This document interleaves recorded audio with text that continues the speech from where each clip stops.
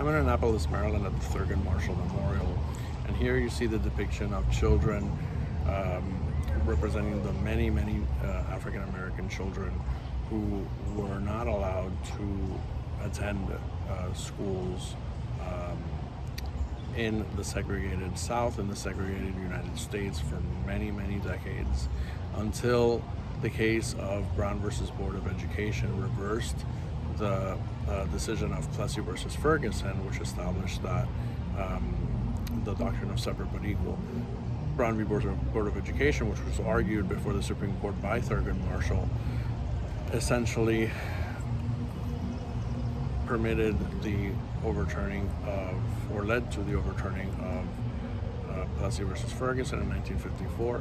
And while it did not integrate all public accommodations and facilities, it did set the precedent for then other cases to come to the Supreme Court and begin the desegregation process in the 1950s and into the 1960s. So you see the impact that it would have had on children like these, who still had a lot of hurdles to go to school. That doesn't mean that they were automatically allowed to go in.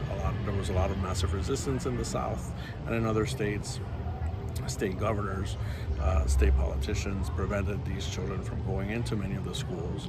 So because the Supreme Court does not have the power of the sword to implement its decisions, it had to rely on the executive branch to basically step in. And the Eisenhower administration in the 1950s and very early 1960s sent in federal troops and the National Guard to integrate many of these schools in these states where local officials, sheriffs, governors were not letting Brown versus Board really take root as law. So they are in many respects part of American history and also part of American government and politics.